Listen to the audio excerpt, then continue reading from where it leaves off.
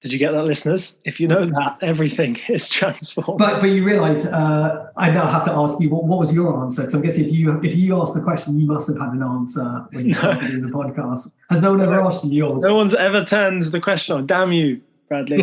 We were talking earlier about slipping swear words in. I could have let one go there. I thought I had you there.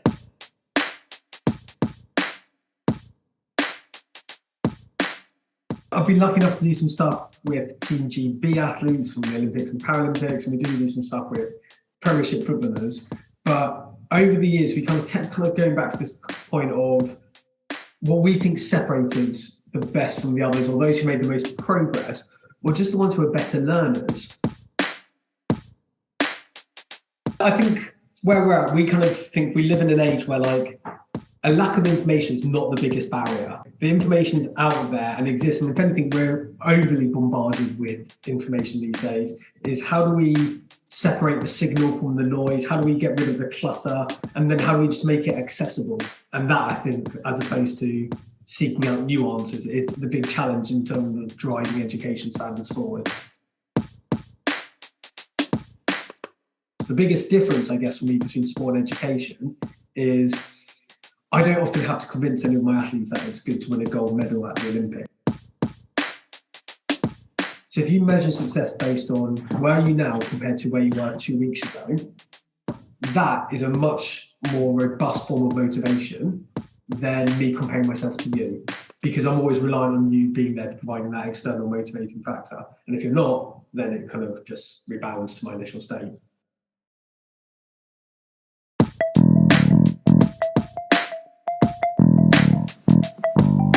Hello and welcome to the Qualified Tutor podcast, the podcast that brings you the latest in the world of tutoring, edtech and education, and hopefully inspires in you the big change that each and every one of us is capable of.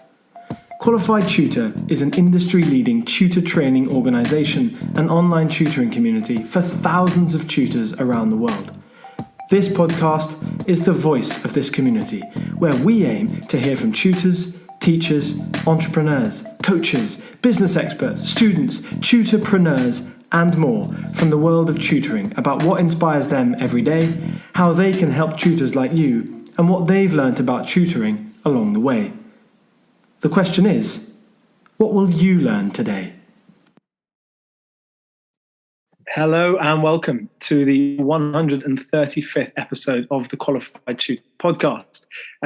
My name is Ludo Miller, the host of this podcast. Welcome back to regular listeners. Welcome to any of you for whom this is your first time listening to the Qualified Tutor podcast. And a very warm welcome to our guest today, Bradley Busch. Bradley, welcome to the podcast. Hi, Ludo. Thanks for having me on. Yeah, this was really a conversation and a discussion spawned by our wonderful episode 2 weeks ago with Arthur Moore, who the first thing Arthur said once the recording is finished is, you have to get Bradley Busch onto the podcast. So I reached out immediately, as any good podcast host would do. So I'm very glad that you're here with us today, Bradley. And we're going to be talking a little bit about, obviously, some of the latest pedagogical research in some areas that will be interesting to our audience. Obviously, there's a lot that you do with your business, Bradley, which we'll get onto in just a second. But a real good look here at some aspects of cognitive load theory, of metacognition, self-regulation, and of course, that all-important area of memory. But for those of you who haven't come across Bradley before, those of you listening, a brief introduction to Bradley so that you know where we're coming from today.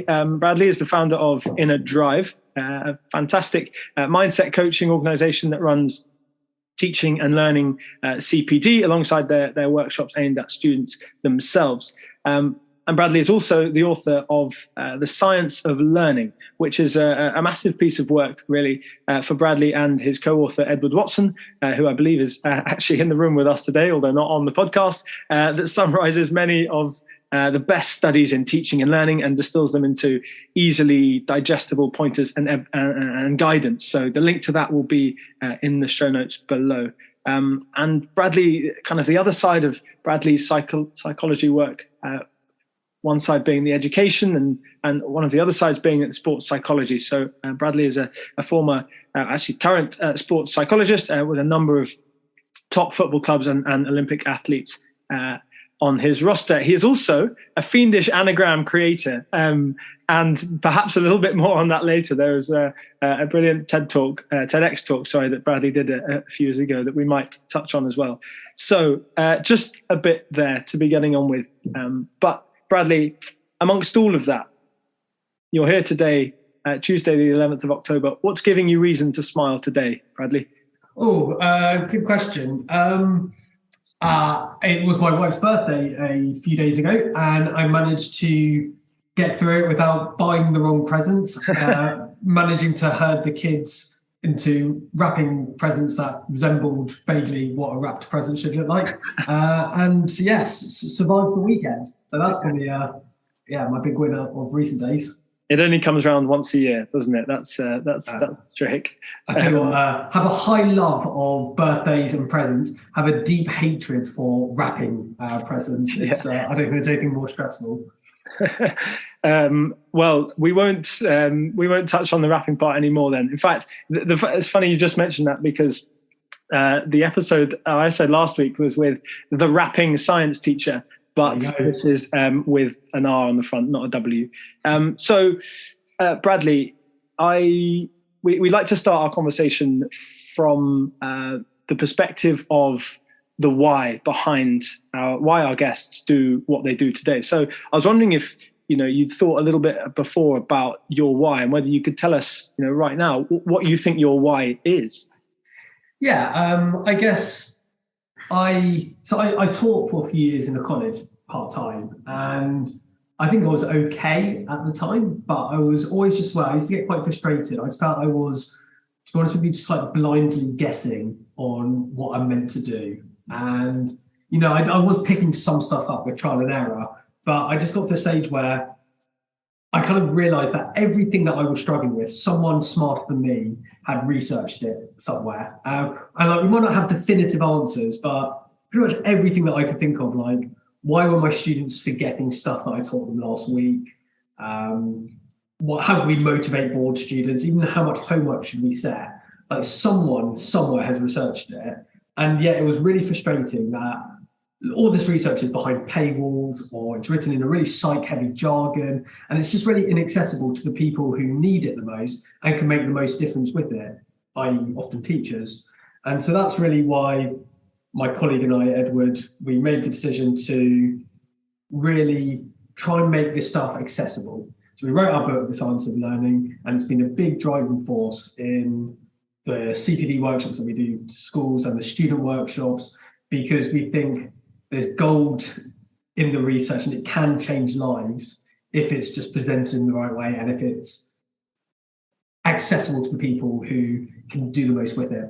So yeah, I think there's a deep and profound sense of, can we make society better through education? Can we use research as a vehicle for that? I presume the answer is yes to both of those questions. Hopefully. I'm always wary of overclaiming, but Edward, he would definitely say yes, absolutely, the answer is yes, but I would probably go for I hope so. If the answer to both those questions wasn't yes, you'd be floundering as to why. Yeah, exactly. So, and a bit like a tutor then there, in that you are taking research and studies and pedagogy and turning that into a format, or putting that into a format that is digestible by the greater public, or by your students. If you're a tutor, I think there's that simplification process is really important there, and is clear, a very clear part of Inner Drive. Yeah, and I mean, I think where we're at, we kind of think we live in an age where, like, a lack of information is not the biggest barrier. Like, the information's out there and exists, and if anything, we're overly bombarded with information these days. Is how do we separate the signal from the noise? How do we get rid of the clutter? And then how do we just make it accessible? And that, I think, as opposed to seeking out new answers, is the big challenge in terms of driving education standards forward. Well, I firsthand can state that the way that you present your information on Inner Drive, and obviously on your very active Twitter page, is is almost a bit like a sort of social media algorithm. The way that you've done the blogs, the way they link to each other, they're incredibly readable, very, very easy to understand. I didn't find myself, obviously, doing the research for this episode. It was late into the night that I was still researching some of these points, because your stuff on, metacognition and on the use of questioning and that kind of thing is really central to the kind of discussions that we have in our community. So the inner drive stuff, I feel like, is almost going to be addictive for our listeners. So I mean that is really kind of you to say. I'd just quickly say I would love to take the credit for all of it. If I had my way, I'd be writing psych theses the whole time, and it really is kind of a team effort on the content and the format. And so we're lucky here, I guess, in the drive. There's a really nice and talented team who, it's a big team effort. Mm. So you have a background, obviously, in sports science, and that converted itself through your early career into sports psychology, and now you've kind of added or included teaching and learning education to the psychology work and the consultancy work you do. Could you tell us a little bit about why that route and why you think those areas might be kind of linked? Yeah, I mean, so growing up, you asked what my kind of why was. If you'd have asked me at like 18 or 20, I'd have probably said something like trying to help England win the World Cup, would have probably ranked pretty highly on it. And, I've been lucky enough to do some stuff with Team GB athletes from the Olympics and Paralympics, and we do some stuff with Premiership footballers. But over the years, we kind of kept going back to this point of what we think separated the best from the others, or those who made the most progress, or just the ones who are better learners. And so we became really interested in why do some people learn faster than others, regardless of the context almost? And that's where we kind of really went down the rabbit hole of the science of learning. And I guess a key part for us was all the research around that comes from educational psychology. And it's done on either studies of university students or secondary or primary students. And so the concept of learning, it's just so broad in terms of how do we then increase motivation to want to learn? So you can look at the research in that area. And then how do we improve memory and stuff like retrieval and cognitive load kind of comes into it. And then even stuff around, well, people who learn better are better at receiving feedback. And so what does the research kind of say around that? And all of these components to learning, I just think are so powerful. And that's where it was a natural step to really then in the last 10 years focus on education, because it's such a formative period of your life. And we kind of think if we can help students get that part right, everything is better then. Did you ever tap into, when you were working with athletes and football players, did you tap into their education, their upbringing? Was their schooling a large part of, their work and their mindset, at adult age? Yeah, I'd say it was certainly a key part of their mindset. What's fascinating to me is there's such a large range. So I did work with a number of players who were from a single parent family who lived on an inner city estate. But on the flip side, I did work with a number of players with, a very different background and had gone through the education system as well. So we did see a large range. There were some common features, I think, on reflection. So the ones, as I said, the ones who made the most progress were the best learners. I think they were able to deal with setbacks better. I think they were better able to self-reflect on their performance regardless of the outcome, which I think has nice links to stuff like metacognition. Is how do you review and reflect on what you did well and what can be done better? And so, we did see quite a lot of parallels. The biggest difference, I guess, for me between sport and education is I don't often have to convince any of my athletes that it's good to win a gold medal at the Olympics. They've kind of consensually signed up to be part of that process. Whereas school and education is one of those weird things where I want you to have intrinsic motivation towards doing it and doing it well. I want you to want to learn, but we also know that essentially there's a big extrinsic motivator of it's the law and you don't have a choice by and large. So how do you develop intrinsic motivation for something that isn't an intrinsic initial choice? And that's, I think, one of the biggest differences between sport and education. I'm not going to let you get away with it that easily, Bradley. How do you develop intrinsic motivation in children? So one of the biggest changes, I think, now how I see this stuff is I used to think you focus on motivation and therefore if I can motivate students to work hard, they're more likely to be successful. And that is true, I think, in part, but there's been some nice research that shows it works both ways. So if you can help people experience success, they're more likely to be motivated. Most people like to do stuff that they're good at. And so therefore, that's where pedagogy, I think, becomes really into it, is how do I then either scaffold support or create the task design where they experience some success early on, and then either I increase the level of difficulty or I reduce the support. But actually, by not starting on motivation, by starting on success and developing competence, I think starts the positive cycle of success, motivation. So I think that for me that is the starting point. Okay, so one of those key ways might be showing children that if they are able to build on their own successes and visualize their own successes, then, you know, subtly and perhaps without them realizing, you'll start to create that cycle you've just created there. So like one of the research theories are mainly around self-efficacy, which is kind of situation-specific confidence. You know, how confident do I feel at math? How confident do I feel doing DIY at home? You have these different levels of confidence in each domain. And the biggest predictor of that is previous performance. And therefore, the reason why it's a mistake to focus too much initially just on motivation is if you give me this big pep talk to motivate you, and then I only go experience failure, you know, that carries more weight than the fluffy pep talk, because there's more previous experience that's there. So yes, experiencing early success and structuring that, and then kind of what you were talking about, what we refer to as self-reference behavior. So if you measure success based on where are you now compared to where you were 2 weeks ago, that is a much more robust form of motivation than me comparing myself to you, because I'm always relying on you being there, providing that external motivating factor. And if you're not, then it kind of just rebounds to my initial state. And that's such a it can be such a toxic part of schools, isn't it? Is children comparing themselves to each other rather than comparing themselves to their own progress. Yes, but I think there's two things that are really interesting there in terms of, especially in teenagers, we know social status carries more weight for the teenage brain. So they're naturally going to want to do that anyway. That's kind of where they figure out, where do I sit in the hierarchy or the pecking order of things? I can figure out if I'm good at something by comparing myself to my immediate peers. So they're naturally going to do that. And then it gets made worse, I think, because as a society, we kind of have all these little subtle mechanisms that actually encourage people to compare themselves to others. So my favorite example is, if we go back to sport for a second, the award that everyone wants to win in football, for example, is player of the season.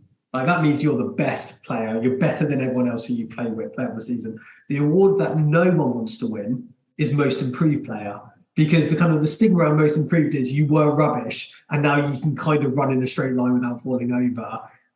And yet, most improved should be the high coveted award, because everyone can run that race. Everyone can win that regardless of ability. And even on awards night, everything builds up. The final award is player of the season. And so as a society, we do kind of subtly value this comparing to ourselves to others, even though it's long-term probably quite detrimental for motivation. Yeah, there's I guess that will necessitate a real cultural change across all areas, won't it? I mean, that's not something that's easy to fix, but in the specific situation of a classroom, not of a classroom, of a tutoring environment, the tutor, the trusted adult, can very much start to influence that not being, influenced by your peers. But actually, something else that you mentioned there that I really want to pick up on was, the best tutors will build in those quick wins at the start of a series of sessions with a student, to give the impression that the student is learning quickly, but also to, not just for any kind of pretense or feigning, but, really to improve that child's scaffolding to progress. I think building in those quick wins, seeing that success is massive.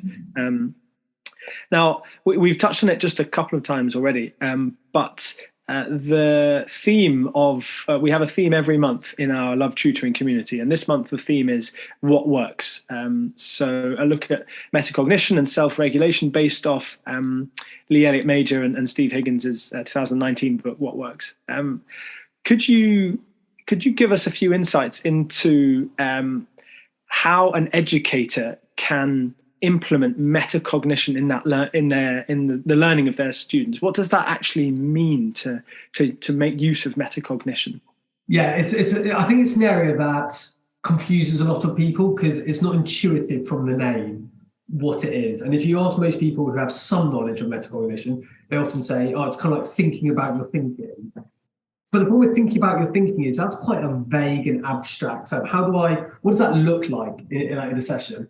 So one of the best definitions we've seen from the Education Endowment Foundation, their definition of metacognition is the ability to direct, review, and monitor your learning. And I think if you talk about it in that terms, the ability to direct, review, and monitor your learning, you can attach strategies to each component part. So for example, I've seen it broken down as, can we talk about it before, during, and after learning? So the before part, how do we help motivate students to want to learn?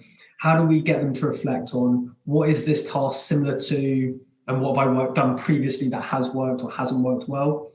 In the during part of the learning, how do we help students stay on track, not get distracted, manage their emotions whilst doing so? And then the last part, what they refer to as reviewing your learning, is kind of the after, that's your relationship with feedback. So can I reflect on what worked well? One of my favorite questions I think everyone should be aware of to get students asking themselves is, what would I do differently next time? I think that is a great question because it puts a sense of control over the situations. What can I do differently? But also puts emphasis on behavior and process as opposed to just dwelling on the outcome. And so I understand why some people are put off by the phrase metacognition because it's so broad, it feels like it covers everything, but then it's, on the flip side, it makes it quite hard to pin it down. But if you start to think about it as before, during, or after learning, or ability to monitor, direct, and review learning, I think you can then target quite nicely specific parts of that. Yeah, and just as you say there, it often, and a few years ago, I probably wouldn't have been able to define or describe what metacognition meant, especially in the field of tutoring. Is there, if people want to learn more in their own time about metacognition, are there some good kind of literary? Where is the best place for people to go to keep up to date with these kind of things, and so they don't feel too confused by it on a continual basis? Yeah. So with my self-promotional hat on, the Inner Drive website, innerdrive.co.uk, about once or twice a week, every time we find a teaching and learning study, often linked to metacognition, we summarise it and put it up and share resources for free. Outside of our own site, I do think the Education Endowment Foundation, their toolkit, again, it's a free resource that compares and contrasts different learning interventions. They have a really, really good and thorough overview, and it's very digestible and accessible. So I think those are the two that I usually tell people to start with. I think that's probably your best bet. Yeah. We brought you onto the podcast because you do wonderful things, Bradley. There's no need to worry about self-promotion. Now, another key area, I want to avoid too much, giving a sense of overwhelm to our listeners today. We could run through everything that you've researched in your career, Bradley, but the first one I wanted to talk about was metacognition and how that fits in. But the second one is your work on memory. And I mean, fairly bluntly, I just want to ask, what do tutors need to know about memory? Okay, let's say two things to keep it simple. The first is, and it doesn't sound very nice to say, but the people that you're tutoring probably have a very poor understanding of what helps their learning. So people often confuse what they like and what they prefer with what's best for them. So you'll have some students saying, I just learn better when I listen to music, and highlighting really helps me. And what they often mean is, and they might be right, there is a chance, but often what they mean is, these are the things I like doing because learning is hard and or boring, and therefore this makes it either easier or more fun. So people are really bad at predicting what's actually good for them. And the second thing I think that everyone needs to know, which builds on the first, is as a rough rule of thumb, the harder you think about stuff, the more likely you are to remember it. And that's why, for example, highlighting or just rereading your notes doesn't really help, because I can skim read, I can highlight on autopilot and I can brainlessly and aimlessly highlight. Whereas the stuff that makes you think harder about stuff, revisiting stuff that you almost forgot that you did 3 weeks ago, generating an answer to a question, otherwise known as retrieval practice, comparing and contrasting similar but different things in the research that's known as interleaving. These are the sort of things that you can't do without thinking hard about, and in doing so makes you far more likely to remember it. So I used to think for years, you did a lot of learning and then you do a quiz at the end and the quiz assessed how much you've learned. Whereas I now think the quiz doesn't just assess the learning, the quiz accelerates the learning. The quiz is the learning. And so by getting them to generate answers, and you can do that in loads of different formats, past papers, multiple choice quizzes, even verbal Q&A, but anything that makes the students think hard, makes them generate an answer to a question, makes them recall it from their memory, I think they're more likely to remember it next time. And there's something really important there about building in silence to your sessions, isn't there? I'm pretty sure it was you guys that I watched an awesome video about not second guessing a student's lack of an answer as lack of knowledge, and being able to allow the student time to reflect on a question. Yeah, I mean, that's probably one of the biggest changes to my own personal practice. So I used to think learning should have been this fast back and forth between me and the learner, literally like neurons are firing between us, because that's what I thought learning looked like. And actually, if you now consider, if I'm saying this retrieval, recalling information from memory helps accelerate learning, then if I ask a question and you start trying to retrieve it, but then I cut that time too quick and I just give you the answer, or I press you into giving like a quick answer, then not only is your answer likely to be of lower quality, but I've short-circuited that retrieval process, which means you're less likely to remember it next time. And so now I think learning sometimes does look uncomfortable and awkward and silent, but I'm after their best answer, not necessarily their first answer. And I mean, if you look at the research, the amount of time people wait after they ask a question before they get an answer, I think it's usually about a second. Like it's tiny. And you can't really ever come up with anything good in that time. So I think having the self-discipline to give it a bit more time is important. Now, then the obvious question becomes, why do people not give it enough time? And I think there's a couple of reasons. One is I think, there's an area like called action bias. So like we feel better when we're doing something. Like I am paid to be tutoring you, so therefore I should be doing stuff as opposed to just sitting here waiting. So we kind of feel better when we do stuff. As a side note, and I know this because you're a football fan, this is why apparently if goalkeepers stayed still on a penalty and stayed in the middle, they'd save twice the amount of goals. But the reason they don't and they died is because you feel like you're meant to do something, like you're meant to be trying to save it, essentially. So there's this action bias that happens, I think. I think another reason is people have good intentions. Like we all get into education because we generally want to help and support students. And so therefore, if I see you struggling, because I'm nice and with good intentions, I want to then help you and stop you from struggling. Well, actually that struggle, if done in a supportive environment, is an essential part, I think, of that learning process. Yeah, it is the learning itself, isn't it? Going, yeah. the learner themselves taking themselves from the place of no knowledge to the place of knowledge. Yeah, that kind of trust bridge.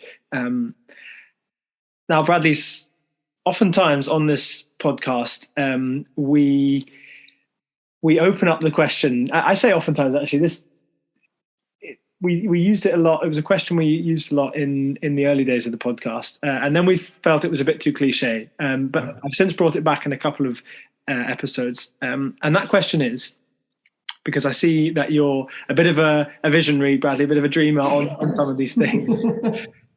If you had a magic wand that you could wave over the education landscape, what would we see? If I had a magic wand over the education landscape, I would say I would get rid of paywalls behind research, would be the first thing. And I would probably try and come up with a system where the researchers themselves spoke directly to their audience as opposed to other researchers. So making it as accessible as possible. I don't think any research can ever give a definitive answer, but I think they can give guidelines and we can then adapt within those guidelines. And so I think that for me is key, because I see parents, and I'm speaking as one who's their kids just started school, so desperate for their kid to do well, but not knowing what actually helps and what we're meant to be doing. I see teachers who are under immense pressure from workload. Once you know about research, it eases the time pressure to an extent, because you don't waste time on stuff that's not as effective. And I see students having absolutely no idea how to learn and revise. And even the ones who are really, really smart to the ones who are really struggling, often, and it is getting better, but they still don't know really how learning happens. And I think if you know that, everything is transformed. Did you get that, listeners? If you know that, everything is transformed. But you realise I now have to ask you, what was your answer? Because I'm guessing if you asked the question, you must have had an answer when you started doing the podcast. Has no one ever asked you yours? No one's ever turned the question on. Damn you, Bradley. We were talking earlier about slipping swear words in. I could have let one go there. I thought I had you there. I would see classrooms themselves reshaped and rethought. Oh God, in what way? Well, I'm certainly not the first to think this. I've taken this good idea from something I've read before, so you can't credit me for this, but the idea that people sit, or that students sit in rows facing a single teacher with perhaps a smartboard at the front, but maybe not even, I think is a little antiquated. And I think the idea that we could encompass, or at least integrate, tutor, quote unquote, style individuals who could come in and break down the content learning. I don't believe that curricula should be abolished, but just that the way that a classroom is set up could be adapted, and we could use technology more effectively to deliver that first up learning, and then the discussion based stuff is done in smaller groups with a tutor style individual. That's something I see as a better use of everyone's time in the classroom, the teacher, the schools, the trustee boards, all those kind of things, and of course the students themselves. See, this is why you're going to have to get me back for your 270th podcast episode, because I'm a massive fan of rows. I've always been a bit of a sucker for teacher at the front. So yeah, I'm open to being convinced, but probably don't have time in this podcast, I guess. No. Yeah, there's a whole conversation in there, and it's important. I'm very glad, Bradley, that that's not the first question of the podcast, because as good as those dreams and those visions are, I think it's really important that podcast, and I hope this podcast gives listeners real kind of useful, implementable pointers, that they can go and use in a session, this evening, for example. And I think you've done that magnificently. So thank you very much, Bradley.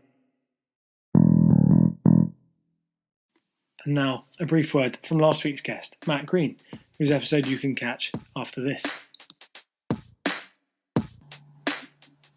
It was a pleasure being invited on to the Qualified Tutor podcast. It was a pleasure meeting Ludo and having a good chat. And I think what Qualified Tutor does for tutors in terms of sharing information and helping to improve the quality of education for students is a fantastic thing. And yeah, it's something that I'd be happy to do anytime again in the future.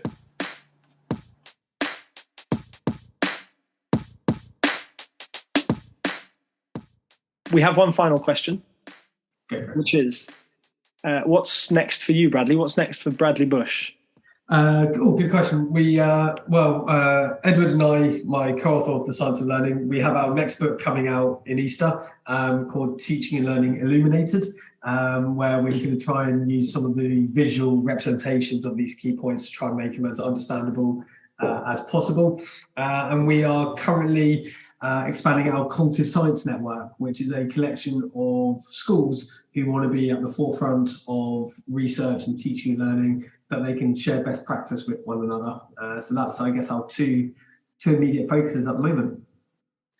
I assume there could also have been a new science of learning with an astronomically high number of studies. Edward made me promise to cap him at 99 because if I had my way, we'd do another one every year. But I felt like 111 was the next number. I don't know why. I'll float that by him. The problem is they're a right labour of love and take up all your time. But yeah, no, it was a good process writing the 99 studies one, because I think it's one of the best ways to actually get to know the research is by forcing yourself to summarize it and condense it and apply it. So yeah, I did love them, but I think that's where we draw the line on those. So for any of you listeners who are not quite sure exactly what we're talking about, this is Bradley and Edward Watson's book, The Science of Learning. They started with 77 studies that they digested into these really easily understandable summaries for you to implement in your own learning. And they then took that to 99, and you can go and grab that book on their website. The show notes, the link for which will be in the show notes. Bradley, thank you so much for joining us. Truly, I do mean that. It's amazing to have someone who is genuinely an expert in lots of the fields that are most central to our audience. Thank you. I'll take the praise. Thank you. Yeah, and thank you for inviting me. I really appreciate it. Yeah, if listeners want to get in touch with you straight after this, what is the one best way that they can do that? If you go to innerdrive.co.uk, our email address and contact details are on there. So that's probably the quickest and easiest way. Awesome. Bradley, thank you very much for coming on. Next week, we will be speaking to Katie Tyndale about rewards programs to be used in schools, but how that may also be applicable to private educators and tutors as well. So a really good little chat there about intrinsic and extrinsic motivation, which builds on this week. And this week's episode itself was built on Arthur Moore's episode from 2 weeks ago. So you can go and have a listen to that as well. But for one final time, thank you very much, Bradley, and we'll see you again next time. Cheers. Thank you so much again.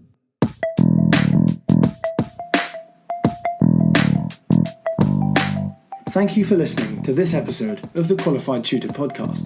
Whether you're a regular listener of this podcast or you've just stumbled across it, join the Qualified Tutor Podcast group within the Qualified Tutor Community to stay up to date with our latest news, offers, workshops, and of course, simply to meet other tutors like you. Whatever your level as a tutor, our training courses will be the next step in your professional development. Visit qualifiedtutor.org/training to find out more about our CPD accredited and Ofqual recognised courses, the first of their kind in the tutoring industry. Your student deserves the best tutor possible. Make that happen today by joining Qualified Tutor